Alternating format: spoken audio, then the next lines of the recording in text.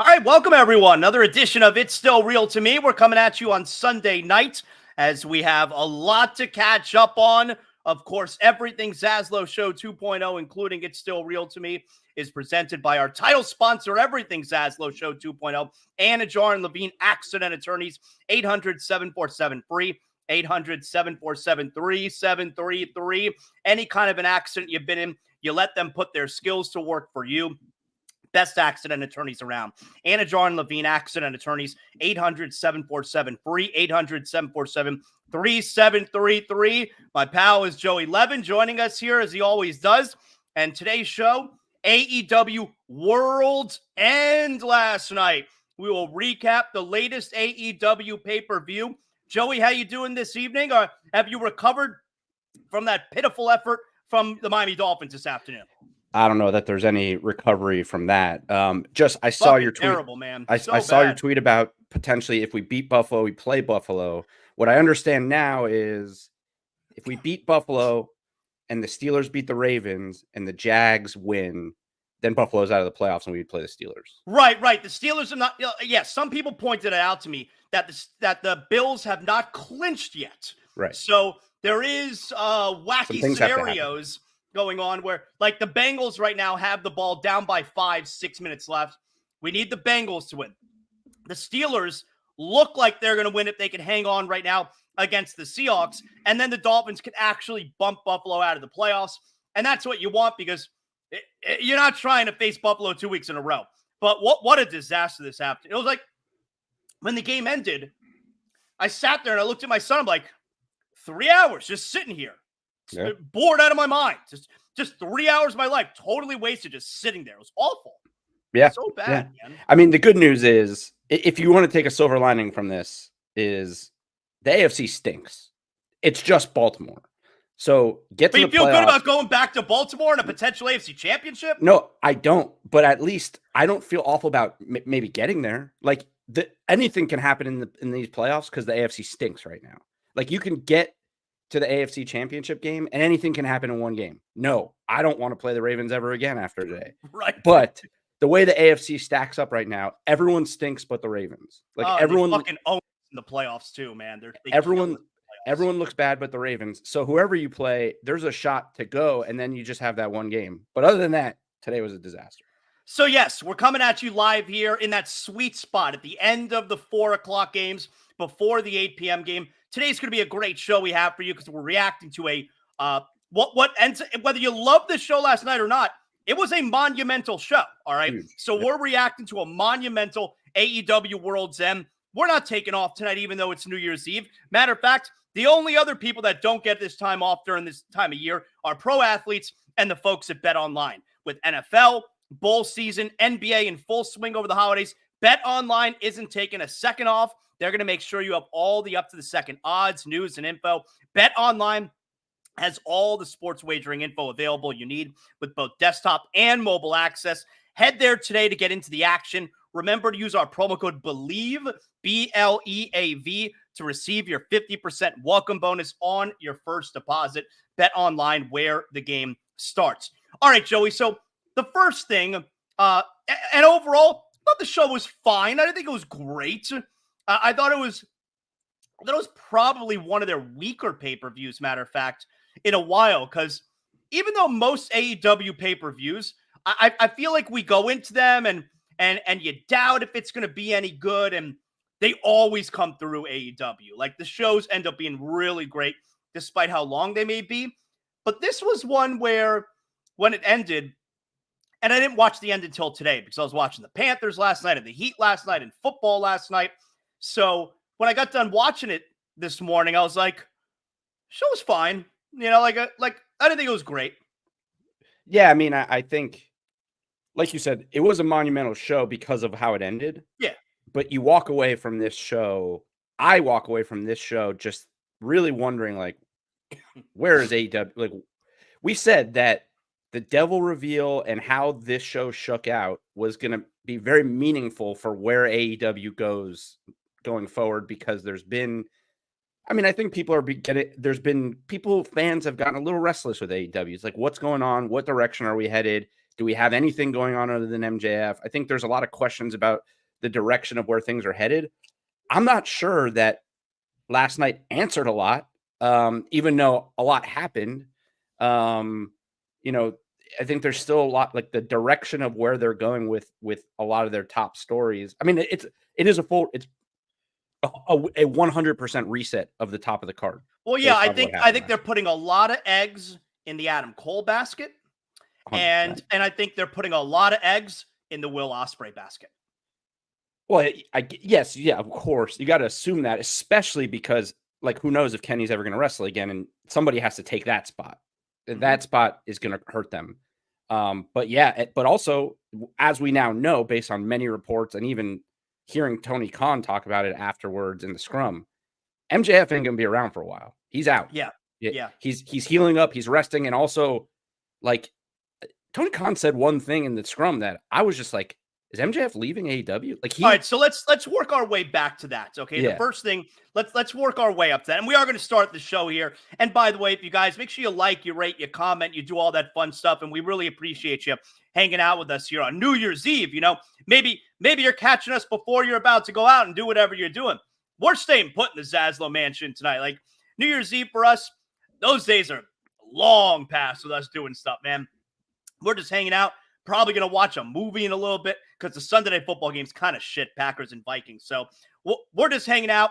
And if you're hanging out with us here right now, we love it. You could comment, questions, any of that kind of stuff, and we'll get you involved in the show. And if you're listening right now on the podcast, you're listening in the future, and we appreciate that as well. So first thing I want to tell you is I'm so frustrated. I know that I've expressed this frustration before. AEW, their pay-per-view shows cannot move to Max fast enough. I fucking hate this Bleacher Report app.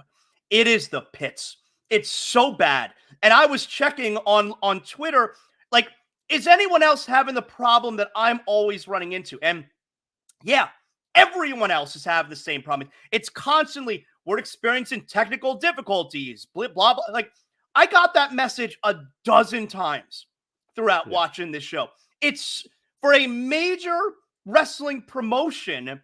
It's so amateur hour that I have to go through this with their pay-per-views. And I told you in the past, I have definitely ordered their pay-per-views multiple times because I couldn't figure out what I was doing. I'm so tired of it. That's why I do it on my computer, because I've never really had a problem with it. Doing it through, what service do you order it through on your computer? I just do it on bleacherreport.com. So I guess because I'm on the app, maybe it's a little more complicated. Yeah, the app probably just sucks. It's probably a really shitty app. Sucks. I just go to bleacherreport.com and I order it and watch it on a browser on my computer. I've never even tried to do the app on my TV because I know Bleacher Report sucks. It's so awful. But excuse me, I'm dealing with a little cough. Anyway. So a couple days ago, you sent it to me, right? Where MJF makes a long story, puts a long column in the Players Tribune. Mm-hmm. And so he's talking about everything he appreciates with AEW. He's talking about how much wrestling means to him. And then he also starts talking about, I'm really beat up right now. I don't know what's going to happen after World's End. And he also said a lot of awesome things about his Judaism and representing Jews as a world champion in a major wrestling promotion, which I really fucking loved, man. I was rooting hard for him. And a lot of my rooting hard for him is because, man, he wears that Judaism badge really proud and really loud. Like no one else that I could remember in the sports world. Who in the sports world? I mean, I guess you got to go back to Sandy Koufax before you and I were born, where he's not pitching on Yom Kippur, right? Like, who else wears their Judaism? Robert Kraft, I guess.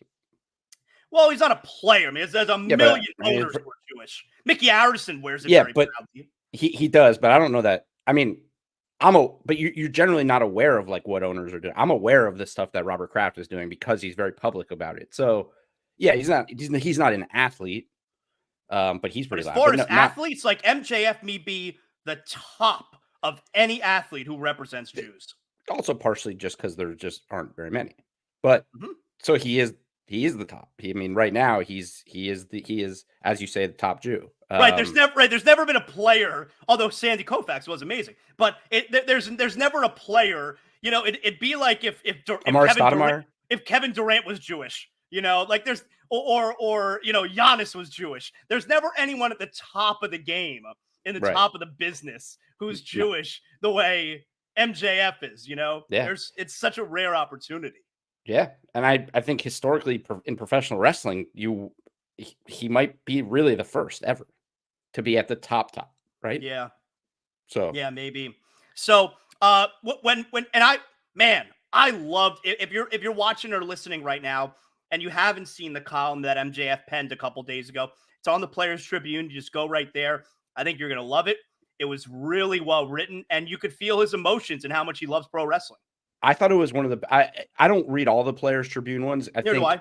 They've lost a little bit of their luster to me because now they're just giving I mean, I know it's the Players Tribune, but everyone's got their own podcast and YouTube. And it was for me, and it's probably because I'm a big wrestling fan. I thought it was one of the best ones I've ever read. It was just fantastic. It's not typical, like the stuff he's saying in that article, and he said that. For the world champion of the second biggest promotion in the world to write an article, basically just, peeling back the curtain on the industry and the company and everything, and just being so brutally honest about everything. It was awesome. And because MJF is who MJF is, a lot of the time I'm like, what's the angle here? Like where because he like lives this. Everything is for the bet.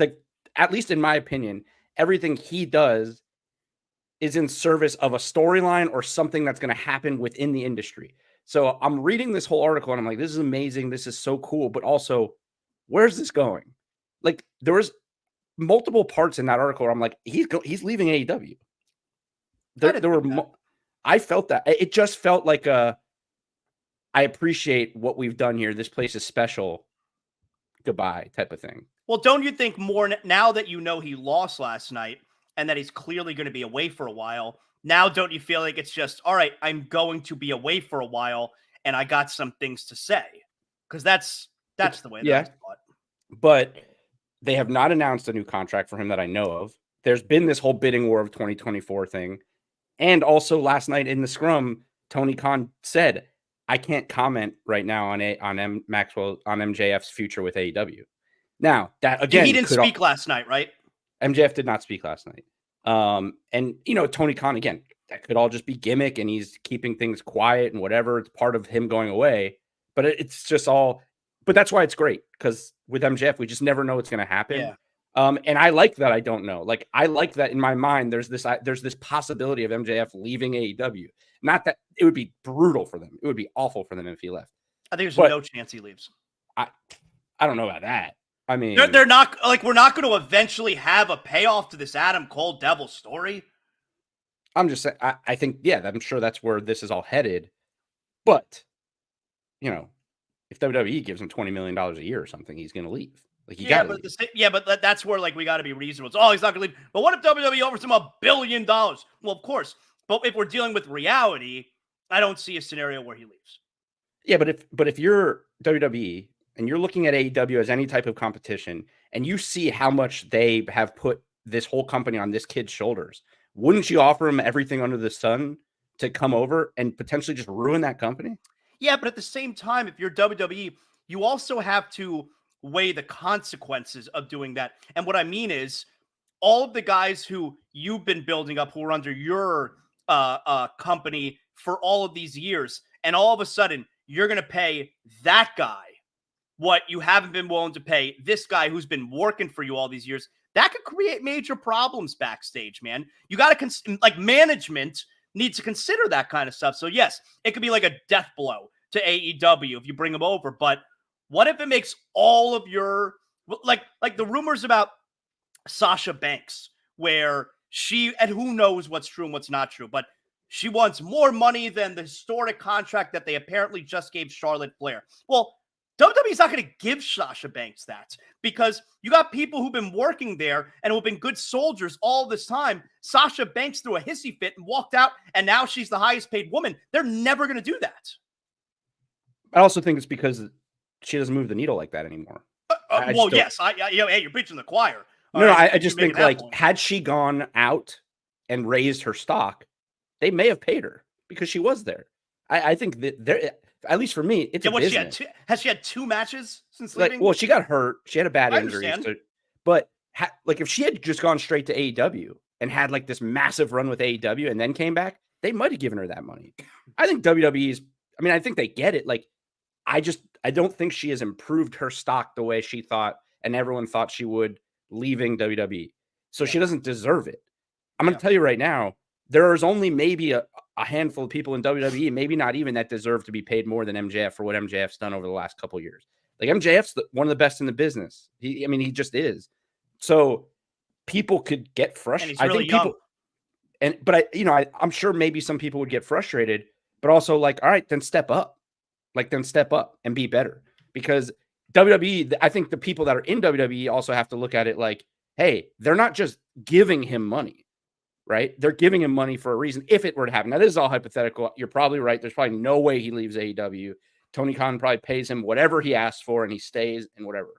But I think I like that the conversation now, the timing of how it happened. He loses the title December 31st, 2023. He announces he's out indefinitely. Tony Khan confirms he's out indefinitely. And it's all been leading up to 2024. He's been talking about this contract 2024 forever. And he happens to just lose the title and be out right before the new year when his contract's up. I love it. I think that is one of the best parts of this whole storyline that really hasn't gotten talked about much at all, which is he has been talking about 2024 for 2 years now. I'm taking it with if jolly old Nick, my favorite con in the business, comes and talks to me and makes me an offer, I'm going to WWE. And now his contract is technically up, the bidding war of 2024. So I love that part of it. Even though I totally knew that Samoa Joe could win. All right. When MJF's hand fell for the 3rd time, I was pretty fucking shocked. Yeah. It was, and the crowd was shook. Like the crowd did not expect that to be the end, which is fine. Totally reasonable way for the match to end. And with Adam Cole, we can't find the Dynamite Diamond ring, so it allows Samoa Joe to get up and put him in the sleeper hold.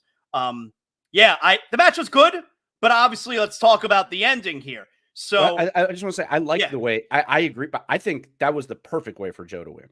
I think it was just perfect. It was like this whole story, a big part of this entire story is that MJF is so beat up. He's carried the company. He's got all these injuries. He's working with an injury. And the way he finally loses his title is he's just worn out. It wasn't interference. It wasn't any of that shit. He tried to cheat to win. And they told the perfect story of this guy who he's literally just worn out. And Samoa Joe literally just wore the life out of him.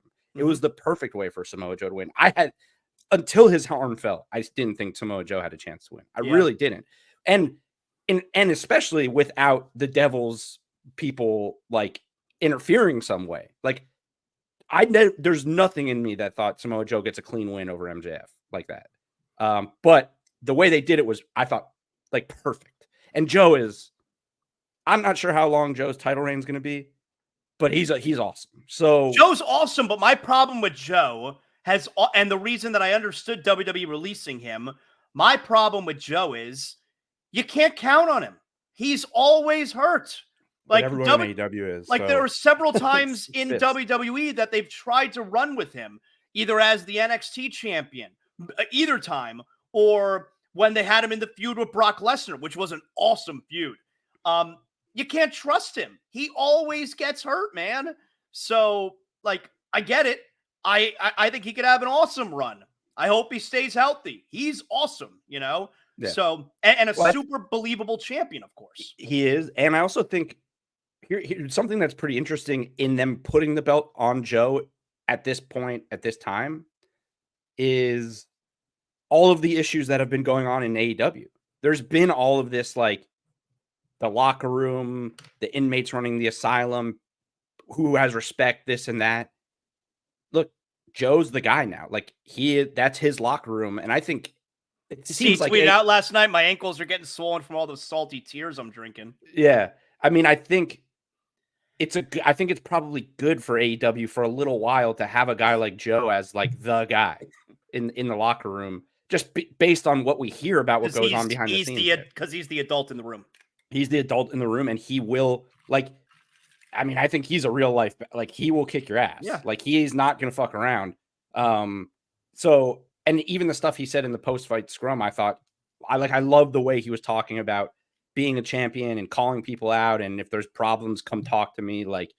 I think he's good, not for long-term, but I think he's a good transitional champion till they decide who really is next for a big run. Who is going to be next to challenge him, though? So he specifically called out two guys in the scrum. Who? Hangman and Swerve. Are we ready for Swerve? I think the only reason that I don't think we're ready for it is because the way that he beat Dustin Rhodes, like they're clearly really leaning into Swerve as a heel. I know the crowd loves him, but yeah, like, but even afterwards, Tony Khan talked about it. He was like, "This crowd wants Swerve." Like he said, the crowd wants Swerve. Yep. Swerve actually in the scrum said, "I'm done with Keith Lee. Like he's got to earn his way back to me now. I'm done with him. Tonight was a waste of my time. I'm going for gold." So like storyline wise, I don't think there's anywhere else. Oh, Swerve should get it at Hangman. They fought a month ago and Swerve beat him. Right. I mean, I think right now it doesn't have to be immediate, but there's nowhere else for Swerve to go at this point. Mm-hmm. He's got everything. We talked about this. This guy is a mega star. He has a chance. They have a chance to make him the first black heavyweight champion in AEW history. Yep.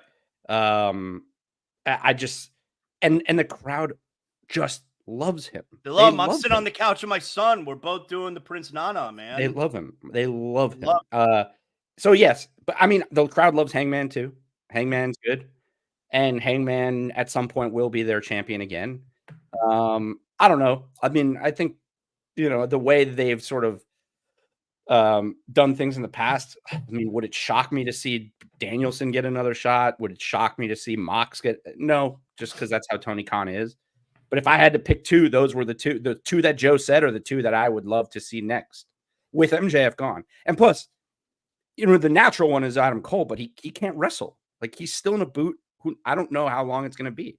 Adam Cole would be the guy you would think, which again, so I guess we're going to now we can let's talk about it, like him being the devil, right? Like, yeah, that was the only hang up I had about him being the devil, is that he's essentially just like a manager for the next however many months until he's. Well, I mean, is it that long? Do we have any idea how long it actually is? I don't think it's already been a few months. Yeah, but he just had surgery like a month ago. Really? I think it's been a long. I think it seems like it's been longer than it is. Like I don't think his surgery was a small one. I think he needs time. I don't think he's that close. And then even when he's better, can he just jump back into being in the world title picture? Like, I think the timing of the reveal was weird to me, of him being, and then his group. Oh, yeah, I think they had to do it already. You can't avoid it. You can't get to a place where it may get stale. They had to do it last night. So I get it. And I actually thought the way they did it was cool. You knew that, what I thought was going to happen, he's got the chair and then he just hands the chair to Adam Cole. That's what I thought they were about to do.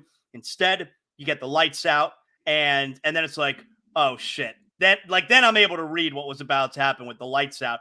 And I thought the execution was really cool. He's sitting on the chair. I thought that was neat. They're all behind him. They take off the masks. I thought we were going to get Red Dragon behind him. And yeah. Because it looked like it was Bobby Fish wearing the mask the other day. So are Bennett and I don't even know the other guy's name. What's the other guy's name? Matt Taven. Are they the Ring of Honor? They must be the Ring of Honor champions, right? Okay. Because we knew Roderick Strong was not, right? Yeah. Okay. Right. All right. Well, So, yeah. and that's why it all made sense. Like when they lost the Ring of Honor titles, I had a feeling it had to be them because those guys don't wrestle in AEW ever. Like they're only wrestle in ROH. At least I don't remember seeing them wrestle in AEW. So are you cool with Adam Cole being the devil? Your thought a month ago or a few weeks ago that being Adam Page, I thought it would have been super cool. It was always a low percentage chance of it being him, even though I thought it would be cool. But otherwise, it being Adam Cole, like I'm down with it. Adam Cole can be a prick, So He's a great heel. Yeah, so I think it's cool. My biggest question about it is, wow, so Wardlow is in their group. And the part that I think is weird about that is, I mean, why does Wardlow need to be in a crew? Wardlow's good enough just as Wardlow. Matter of fact, I mean, Wardlow, however many months ago, before when MJF was still a heel, Wardlow fought MJF and he beat him in like 30 seconds. Like, Wardlow doesn't need a crew to go. And we know he wants another piece of MJF. He doesn't need a crew to go after MJF. So that part I thought was a little bit weird. I think eventually the reason he's there is so he can eventually rejoin MJF. I think he eventually turns on Adam Cole and joins MJF again. That's just I don't know. There's something there. Because you're right. It doesn't really make sense for him to be in this crew. He doesn't fit. I don't know what he doesn't need them. And they don't. I mean, I don't really understand it other than his proximity to MJF, who's now gone. And when he comes back, it's going to be Adam Cole. It's not going to be Wardlow. Like, yeah. Now that he's now that he's with Adam Cole, he's not even going to get a shot at MJF. Right? Does Wardlow want to take orders from a guy again, the same way he was with MJF for that whole stretch? But I do think I see a scenario long term where it's MJF pulling Wardlow back in to put Wardlow over. Like, now it's your turn. Okay. Then maybe that's the plan. But my biggest, again, confusion. I get it that it had to be done, and we've been saying since this Adam Cole MJF thing started, it's only like eventually this is leading to Adam Cole turning on MJF. It's the only way this ends, and we never knew it. We didn't originally anticipate the whole devil thing, but I think we said from the very beginning of this, like, the only way this ends is Adam Cole turning heel on MJF because it's perfect. Like, MJF's so over, and everyone loves these guys. It's going to make him a monster heel when he finally turns. So they had to do it. It was the most obvious thing. Sometimes the most obvious thing is the best thing. But again, from a timing perspective, this is what confuses me the most about it is now what do? He's gone. So what does the devil and his crew do now? Their whole thing was they were going after MJF. MJF lost the title, and now he's gone indefinitely. So what do the devil and his in that group do? Adam Cole can't wrestle. So there's just it's just Adam Cole and 4 mid-carders and no MJF to attack. So what do we go? What do we do? Like, what's interesting? I don't know. What's the story? I mean, and plus, like, they didn't even cause MJF to lose the title. I mean, well, I guess technically you could say Adam Cole not finding the ring and struggling to find the ring was intentional. Yeah. And that's why he lost the title, because he didn't help him cheat. But, they didn't attack him. They didn't distract him. They didn't do anything. Like, MJF lost clean. So really, like, the devil and the devil's crew, they didn't even cause him to lose the title. And now he's not there for them to get their, like, they just attacked him. Well, and one thing I didn't like about the way the show ended, I thought they should have left him in like a bloody heap. He took a power bomb from Wardlow, and that was it. Like, I thought he should have been a total mess. I thought that would have brought a lot more heat. It would make sense all the time that he's going to be away now. It was a power bomb, and we're done. I wish they would have really fucked him up. I thought it would have more. Now, I'm trying to remember, because the devil thing has been going on for such a long time. Who else have they attacked in this time? Hangman, Jay White. Right. Who so else? Is this the story? Like, all the other people that the devil has attacked? Maybe they're going to feud with all these stables, the Elite, Bullet Club. Right. That's what I'm saying. Like, they're going to try to get their revenge for getting attacked. Maybe. And then the group has to protect Adam Cole because he's hurt. Like, I mean, it's the only thing I can think of because what else is You know, there? and they got Wardlow there as the muscle, you know, Right. taking on, yeah, maybe. I mean, it's the only thing that makes a ton of sense. I will say this. It's good news for anybody who's a fan of this show. It's good news for us that it was not Jack Perry because we wouldn't have talked about AEW for a month. Yeah. And Yeah. You were mad about that. But it's, you know, it was obvious. Adam Cole was the obvious choice. It makes sense. I agree. The Wardlow thing is weird, but we'll see where that leads. So we're not going to talk about every match here, but there's a few other matches that I want to talk about here. And let's start off real quick here. So Swerve and what was supposed to be Keith Lee. Keith Lee at the beginning of the day put out a post on social media about like how hurt he is. He's going to try, but I can't make any promises. And then I guess they must have announced it earlier in the show and I didn't see it. But then Dustin Rhodes comes out. I was like, oh shit. So Keith Lee, he can't go. But the part that I'm wondering, do you think Swerve was like when he's saying shit like this is a waste of my time, blah, blah. Like, I always love when the lines are blurred like that. Like, do you think he was being serious and he was really fully angry? Fully in gimmick. 100%. Okay. I mean, I would imagine like there's probably some part of him that's disappointed because that's not the match that he was supposed to have. Keith Lee's another one who's always hurt. Always hurt. Always something wrong. But no, it felt like in the press conference, and I think we've talked about this before, like with WWE and with AEW, like I appreciate the guys who are in gimmick in the press conference. Yeah, no, me too. And Swerve was very much like this is my time. Like he was that match ended up being cool. Like he beat the. I thought it was going to be one of those where they don't even get the match started. You know, where the match never happens. I thought it ended up being cool. He beat the shit out of Dustin Rhodes. I enjoyed it. I thought it was cool. Yeah, and I think his reaction was all gimmick, and that's the gimmick, right? He was like, "This was a waste of my time. I'm on to bigger and better things." He talked about pretty extensively about how he was the person who was pinned the least in the entire Continental Classic, but because of the way the final shook out, he didn't get to fight for gold. So he feels like he deserves to be, fighting for gold, and that's where he's headed. Like it was all in gimmick, but it all made sense. So it was good.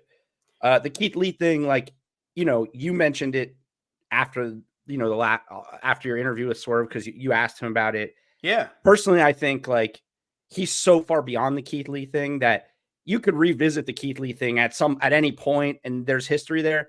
I think he's so far beyond that. I couldn't even believe that match was happening on this card. Like, I think he's just so far beyond that feud. Oh, he is now. That, like, you know what? I'm good with it. I'm good if we don't see it for a while. Like, unless, like he said, Keith Lee's got to get his way back to me. It was so gross when Dustin Rhodes spit on his face. That shit's disgusting. Yeah. But yeah, I mean, I think he's right. If that's gonna happen, Keith Lee's got to stay healthy. He's got to get some time on TV. And you got to like prove it that he deserves to be on Swerve's level, because there's not a lot of people who are on his level right now. What did you make of Edge and Christian? I love the ending. I love the ending. Loved the ending. Okay, so let's talk about the ending, because as far as I mean, the match was fine. Crazy. I can't even imagine what they're going to do in the third fight. like the fire, the table on fire always makes me super nervous. All right, because they messed it up. But it always makes me nervous because, I always remember that one time with Randy Orton and his father where he was lighting the casket or whatever it was with The Undertaker, and Randy got some kerosene on his boot, and like he was really close to lighting himself on fire. And that's so I always think about that. It always makes me nervous when they got the kerosene and their sweat, and like, so so he lit the table, but he missed the table when he slammed Nick Wayne onto it. Yeah. So like the whole thing was, it didn't come off very well. I didn't think the match was fine, but and so Christian forcing Killswitch. I like his name is Killswitch. Right. Well, just to be clear, so because I don't know that, like, a lot of people may not have even seen this. So there was a 20-man battle royal at the beginning of the night for a future AEW TNT Championship shot. Anywhere, anytime. And it was basically like a Money in the Bank match. It is a Money in the Bank match. Yeah, it was a Money in the Bank match. Killswitch, formerly Luchasaurus, won that, and then we have the ending. Yeah, so Edge becomes the TNT champion, and Killswitch comes to cash in, and Christian whispers something in his ear, and Killswitch begrudgingly hands it over. We obviously want to know what he whispered to him. He begrudgingly hands it over to him, and Christian then wins the TNT Championship back. So I thought that was fun because Christian is still a massive piece of shit, obviously. Although you're saying you can't wait for the third match. That was the third match. So Christian now is up 2-1 on Edge. Is that the third match? Which one am I missing? Oh, because he cashed in, right? Yeah, I mean that is the third match. Right. But here's the thing, like it's literally a ripoff of Money in the Bank. Right. Like it's a total, and I love Money in the Bank, but it's a total ripoff. But who was the first to ever cash in Money in the Bank? Yeah, the ultimate opportunist. Yes. Edge. And who's the first ever, apparently, from what I can tell, to get cashed in on for the TNT title? Christian on Edge. It looks like Christian on Edge. I think there was a lot of callbacks from Edge's career in that match. I mean, lighting the table on fire, that's a callback to him and Foley. Yeah. And apparently the gear that he wore was from that match too. Right. In WrestleMania 22, I think it was. Yeah, I thought it was good. I think that Edge doesn't need this TNT. Like it doesn't. The one thing that if it had ended and Edge won the match, just won it the way he won it, I would be sitting here saying this was the dumbest shit ever. Because the way he was holding it and looking at it, it was as if it was the biggest moment of his career. It was so dumb. I was like, come on, man. This guy's a WWE Hall of Famer, and he's happy that he won. What he should be happy about is he beat Christian, and that's what the goal was. Not that he won it. They're like, Edge is a champion. And right. Like, who gives a shit? So who gives a shit?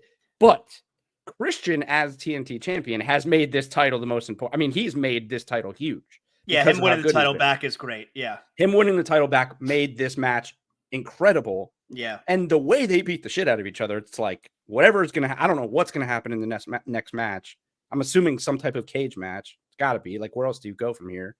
It's going to be awesome. And eventually, like, Christian will get his comeuppance from Edge. It'll happen. I just wonder when that happens, big picture wise in AEW, where does Edge go? Where do you go after? Like, this is what everybody wanted to see with him. When it's over, where does he go? I think at some point, as good as Christian is, Christian and Edge have to have a tag team run. It has to happen. There's no bringing him into the company, having him work with Christian. Clearly, like, his last run wants to be working with Christian. Edge and Christian have to be a tag team at some point. Okay. I feel like they have to be. It would be so.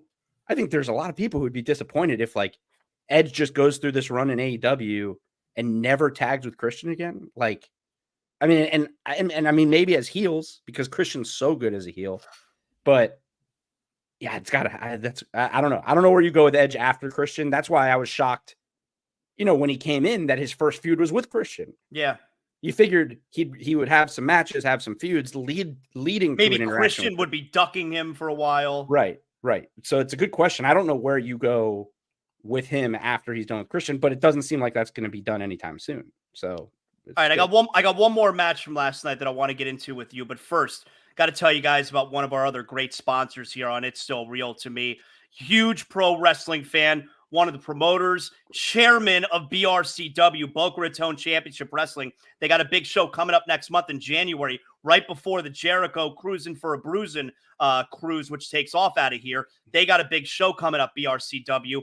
But if you're looking for a new home, I'm talking about Matthew H. Mashler and Signature Real Estate Finder. Matthew H. Mashler, your trusted real estate broker. If you're looking for a new home, you're looking for your dream home in any part of South Florida, look no further than Matthew H. Mashler, 561-208-3334, realestatefinder.com. Look, finding a new home, it could be stressful if you don't have the right real estate broker. Matthew H. Mashler and Signature Real Estate Finder, they're going to set you up with your dream home, the best price out there. They're going to know the neighborhood, the schools, all that stuff that you need. Maybe you're just looking to sell your current property, all right? Or if you're already in the business, maybe you need to be taking your real estate career to the next level. Well, you could join the Signature team. The Signature Real Estate companies are South Florida's industry leaders, ranked #1 in Boca, top 25 in the entire state of Florida, and with offices all throughout the state, including Delray, Parkland, Lauderdale, Miami, Naples, Palm Beach, Orlando. The Signature team is where you want to be. So whether you're buying your dream home, Matthew H. Mashler, 561-208-3334. You're looking to sell your own property, Matthew H. Mashler, 561-208-3334. Or if you're just looking to join the best in the business, realestatefinder.com. Matthew H. Mashler, your pathway to exceptional real estate experiences. All right. So the other match that I want to get your thoughts on here, Joey, the Continental Classic Championship. We're talking Eddie Kingston versus Jon Moxley. Now, considering how down and out Kingston was early in the tournament, it didn't look like he was going to have a chance at winning this thing. But like I said early on, you knew going into this final, Eddie Kingston was definitely winning. Number one, it's a good story. But number two, one of the titles that he put on the line is a New Japan Championship. And AEW doesn't get to decide who gets to win a New Japan Championship. So, of course, Eddie Kingston was always going to win the Continental Classic because they're not allowed. There's no way that they're going to be allowed to decide who else to put that belt on. That's New Japan Pro Wrestling's decision. So Eddie Kingston went. I thought the match was fun, but you know my issue with Eddie Kingston. It's essentially the same thing with Jon Moxley. It's a match between two guys who don't wrestle. You know, like it's a match like it's two guys fighting. It's not a wrestling match. You know, I think Eddie Kingston fights, and for the most part, Jon Moxley fights. And that's what you got. Yeah, I think, but I will say, I think just based on listening to Tony Khan talk about the tournament and that match in particular, like I think that's what that's what their aim was, to make it more of a sport than professional wrestling.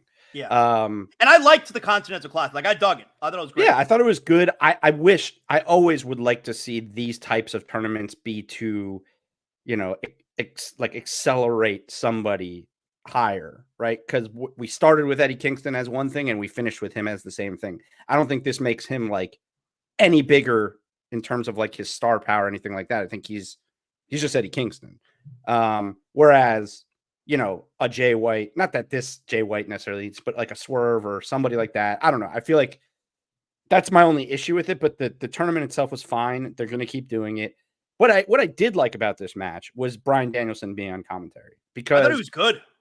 One of the issues I do have with AEW, when they try to be more sporty, when they try to be more mixed martial arts, jiu-jitsu, Muay Thai, these types of things, Taz and Excalibur are awful with it.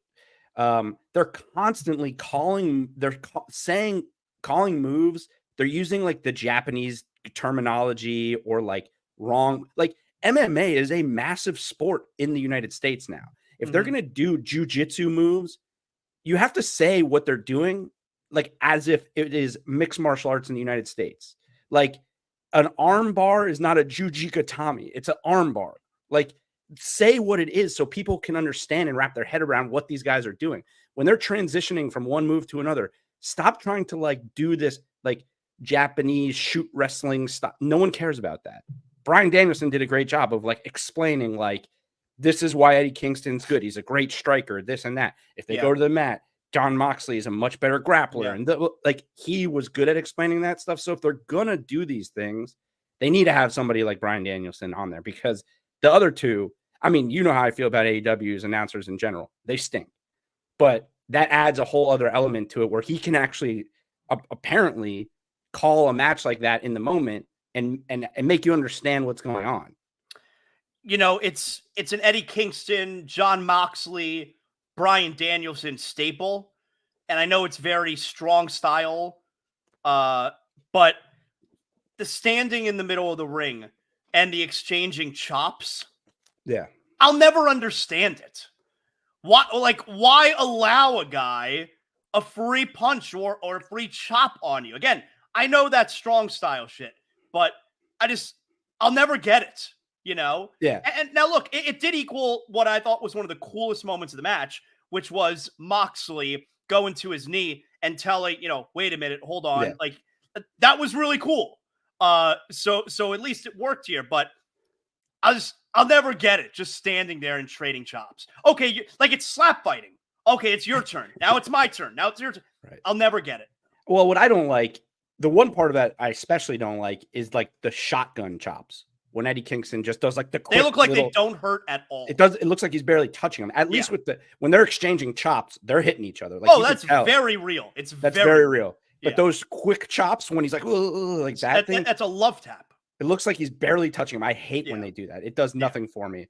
I don't mind because it's their style. I don't mind the chops because they are really hitting each other. What I do mind is whoever gave Eddie Kingston, and maybe Eddie Kingston doesn't get permission, whoever gave Eddie Kingston permission to do a suicide dive outside the ring. Oh my God. I thought he died. I thought he was dead. I really thought he hurt himself bad in that spot. That was really bad. And then Mox gave him a pile driver. Yeah. It was crazy. Like that looked, I wouldn't be shocked if he does have a concussion. He landed on his head. It was really bad. Yeah. So other than that, the match was cool. And the end where Moxley, they hug at the end and Moxley leaves through the crowd. That shit was cool. Do you have anything else about the show before we talk about something a little bit serious that was kind of hanging over the show? No, I mean, look, Julia Hart's awesome. I don't. Is she still House of Black? Yeah, she is. She's just wearing red? Well, black and red. I thought was weird. Yeah. I mean, she's got her own little thing with what's her name? Sky Blue, obviously. Yeah. But she addressed that actually in the post-fight scrum thing, and she said, I'm always going to be House of Black. But she is technically still House of Black. She's also, I can't handle that. I can't take Abaddon seriously. I don't understand there's so many wrestlers in that company. Abaddon shouldn't have I can't take her serious. Timeless Tony Storm was good as always. Mm-hmm. She retained. Big Bill and Ricky Starks retained, but other than that, Miro beat Andrade El Idolo. Oh yeah, we could mention that real quick too. I mean, you knew which way that was going the whole time because Andrade is very clearly leaving and may in fact debut on Raw tomorrow night. Right, but Tony Khan confirmed it last night. Okay, yeah, that his contract's up and that they would love to have him back, but he's not going to be back. Yeah, no, he's gone. He may be on Raw tomorrow night, but because we knew Andrade was leaving, you knew that CJ Perry had to turn on him. Because otherwise, what the hell? Like Lana's own or CJ Perry's only client just up and dipped. Like it has to be because she decided. So you knew that's the way that match was going to go, and we'll see if Miro still forsakes her. Right. So, he's awesome. Like I'm excited to see him back in WWE, especially with Triple H in charge. I'm looking forward to seeing him. Yeah, he's great. That match was a really good match too. Hopefully they do more with Miro. Or else he might leave at some point too. But it was a good match, good way to go out. But I'm excited to see him back in WWE. He was awesome in WWE. So one of the chants that was going around during the Jericho match, you had a couple of chants. One of them was NDA, and another one was it "Fuck you, Chris"? Was that the other one? I think so. I don't really totally remember. So I honestly didn't pay attention a ton to that match. That match meant nothing to me. With Kenny out, it was just like a thrown together thing. But so I don't know if it was yesterday morning or if it was the day before, you got a lot of internet scuttle, and the gist of the story is Chris Jericho, and it's unsubstantiated, as Tony Khan said, it's unsubstantiated internet rumors. Chris Jericho is being compared to Harvey Weinstein is essentially the easiest way of putting it. Yeah. So Nick Hausman, who is a wrestling person, he has a wrestling podcast. On his podcast, basically implied that there is a lot of stories about Chris Jericho that eventually will come out and it will not be good for Chris Jericho. And he didn't directly compare him to Harvey Weinstein, but he basically was like, look, Harvey Weinstein made a lot of great movies. He did a lot of great things as a professional, but he was a bad person. Like that was sort of the comparison. It was like but he basically was implying that like there is stuff that will come out about Jericho, that will be bad. And then some other people online started tweeting about Kylie Ray, who used to be in AEW, and basically, there was people implying that Kylie Ray left the company because of something that happened between her and Chris Jericho. And she replied to one of these tweets with a heart, which makes what we know factually about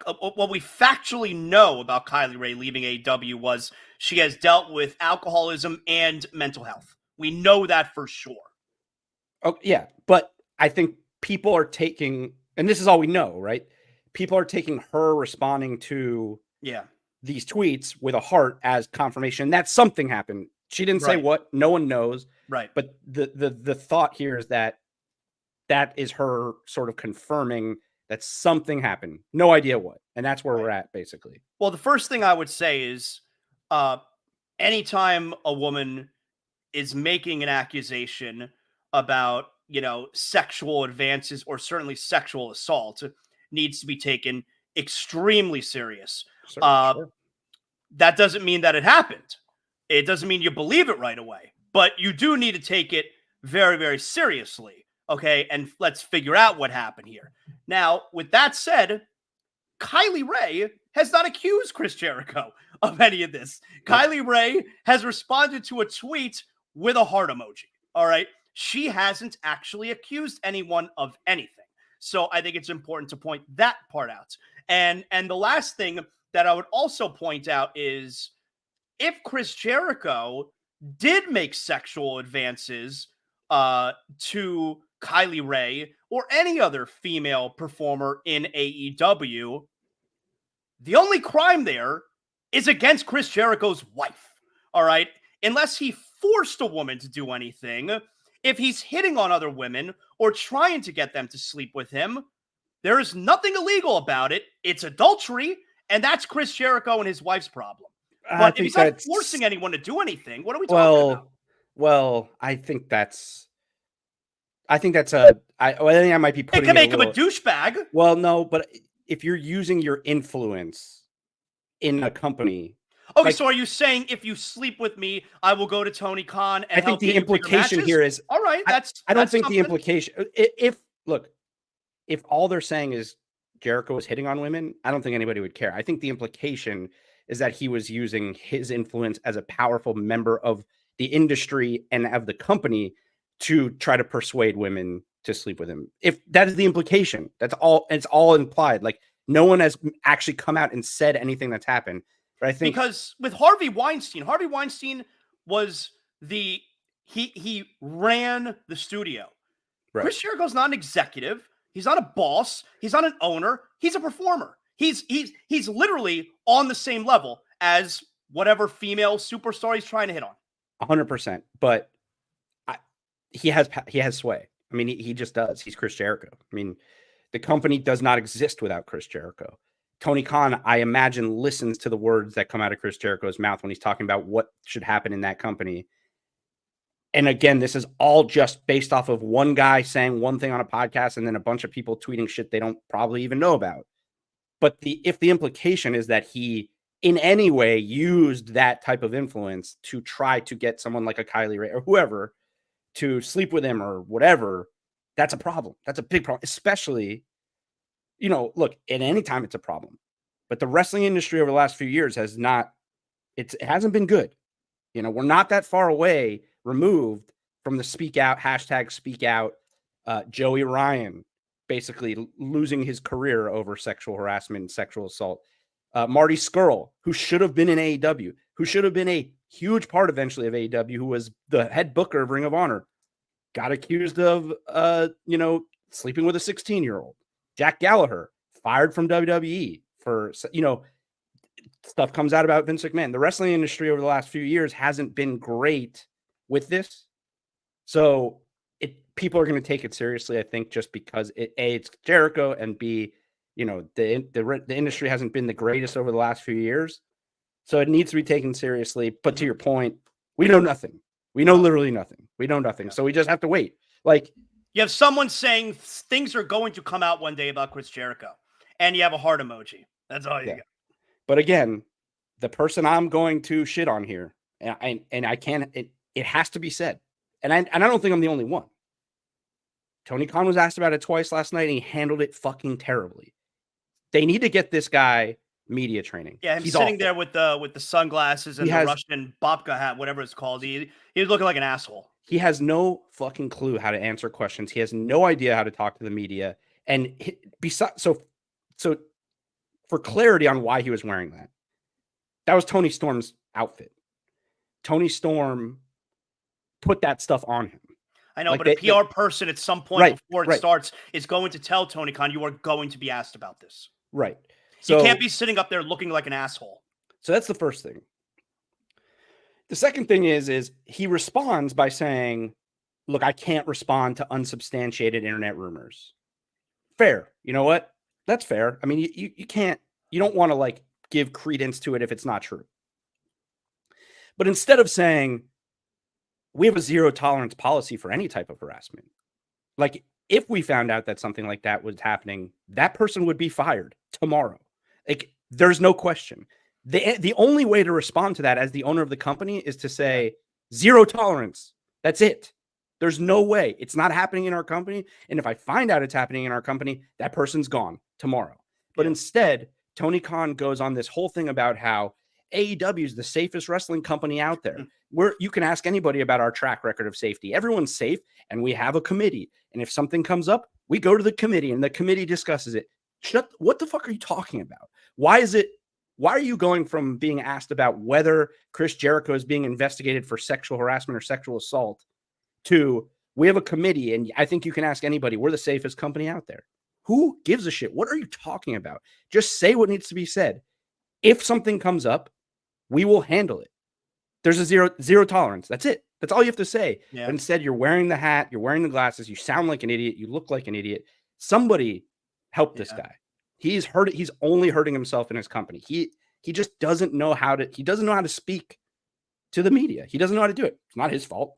He's never had to until now. But at some point they got to reel him in. I mean, it looked so bad. It looked so bad.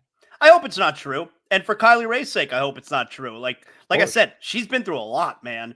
And I like her a lot as a performer. She had a tryout with WWE a few months ago. She was on Main Event. She was Brianna Ray. Right. And I guess if I'm not mistaken, I think she recently had a child too. Yeah. I would love for her to be brought in by WWE. I think she's terrific. And I hope the whole thing is not true. But again, we have so little information about it. Look, first and foremost for her and for anybody that potentially else that could have been affected by this. But selfishly for me, like I hope. Of course you hope it's not true. That this guy that I've been rooting for my whole life, who's one of my favorite wrestlers and one of the best ever, that his whole career and whole life is not ruined by the fact that he was like a sexual predator this whole time. Of course. I hope that's not the fucking case. For the women, of course, but just because like it's Chris Jericho. Yep. You know, this is not Marty Scurll or Joey Ryan or Jack Gallagher. This is Chris Jericho. I mean, he's such a meaningful part of this industry. Yep. And he goes down as one of the most influential people in the history of professional wrestling. For it to go down like this would be tragic. Yep. I'm with you, man. Tragic. Oof. I'm with you. Yeah. All right, man. I think we covered it all, yeah? Tomorrow's going to be fun, though. Tomorrow's day one. Raw is back after having been off for a couple weeks. You got day one tomorrow. Triple H already confirmed there's going to be a return of a former WWE champion. Do you have a guess of who it is? I have a guess. I've seen some rumors. Who do you think it's going to be? Don't give me rumors. Give me who you think it's going to be. I have no idea. I mean, Rey Mysterio's been out for a while, but I think he just had surgery. That can't be it. What? It has to be someone who's not on the roster right now. Like, I feel like they're bringing in somebody. But it's a world champion. No, I didn't say that. It said former champion. I thought it said former world champion. No, I don't think so. I think it said former champion. Matt Cardona. That'd be cool. That'd be right? Fun. Yeah. I think it's Mandy Rose. Well, she was a former world champion. NXT world champion. Counts. Yeah, you're right. Counts. Yeah. Mm-hmm. I think it's Mandy Rose. We'll see. I think Matt Cardona would be more fun. Really? Yeah. Do you want one rumor? Although he's not, I guess he's on the roster, so I guess it can't be him, Brock. That Brock's gonna be back. No, that's not the impression I'm getting when he says that it's former champion's gonna be. It's someone who is not actively rostered. Like it would have been like Mercedes Moné, Right, but it's not. But it's not. Or at least I don't think it is. Well, if you believe the reports, they had a negotiation and it didn't work out, so she's not going to WWE. Well, I don't know how true that is. I mean, they were saying all that stuff about Punk also, and they're feeding the rags misinformation to draw you Right. off the scent. So I don't know how much I believe that. Well, I'll tell you what. If with Charlotte's injury, this would be the time. This would be it. I mean, that would be huge. Having her back for Mania season. For Sasha. Would she be Sasha Banks or Mercedes Moné? Well, I She'd have to be Sasha Banks. She'd be Sasha Banks, but there was also a story that she just recently like trademarked a few more like Monet type gimmicks. She'd have to be Sasha Banks, but I don't think it's. I think it's gonna be Mandy Rose. Okay. Well, I'm going with Matt. Now, if Matt Cardona comes back, is he going to be Zack Ryder? I think he said Zack Ryder's dead. Okay. Yeah, I think it'd have to be Matt Cardona. But if I think it has to be this character. But if Vince was in charge and he came back, he'd make him be Zack Ryder. Most likely. But Triple H. Now, does Andrade count? Andrade does count. Yeah, could be Andrade. What titles did he hold? I mean, obviously NXT. NXT champion. Yeah. Was he US champ too? Maybe. I don't know, but he was NXT champion, so that counts. Okay, so it could be Andrade. Could be Andrade. Yeah. That'd be underwhelming. No, I think it'd be cool. It would be fun for sure. Yeah. It'd be fun. I think everyone is already expecting it anyways. So you want it to be somebody that no one knows. Like, I think everyone is under the impression like Andrade basically already signed with WWE. Yeah. It seems like Mandy Rose, I think would be a huge pop. I think it'd be a big deal. But she never really got like her time on the main roster. Yeah, but she became really huge at NXT. Well, actually, that's not true. She was on the main roster and then went down to NXT. She fought Sonya Deville at WrestleMania. No, that's what I'm saying. She was on NXT. She was on the main roster. Yeah. But then she became like a big star in NXT, really. Yep. So I wonder if she hustled backwards. Right. But I'm saying, like, if she came back on Raw, would she get the pop that, Yeah, I think she would. Because she got fired. Big. And because she's super hot, man. How many guys at Raw tomorrow, what percentage of the men at Raw tomorrow subscribe to Mandy Rose's OnlyFans? I think a percentage. Like 20%. No, that's a lot, man. More like a couple percent. Well, how many people are at Raw? 15,000? 10,000? Maybe 10. So 20, so 10. 5% max. 500 guys. Yeah. In that crowd. Yeah. I think so. I would take the over. Really? Or have subscribed at some point just to get a little taste, just to check it out. Right. You know. I think Mandy Rose returning would be a really big deal. I think it's Mandy Rose. All right. Cool. All right, man. Tomorrow. Good stuff. Yeah, tomorrow will be fun. To all your fans, you'll talk to them next week, man. Go ahead. I can't wait to talk to you guys next week. Day 1, New Year's Revolution. New Year's Revolution. Yep. And we get to keep talking about AEW because Jack Perry, not the devil. Today's show brought to you in part by Bet Online. Thanks everyone for listening. Thanks everyone for watching live right now, especially on New Year's Eve. If you're listening right now on the podcast, we obviously appreciate you as well. Make sure you like, you rate, you comment, you do all that fun stuff. Appreciate you guys, and we'll talk to you next week on another live edition of It's Still Real to Me. See ya.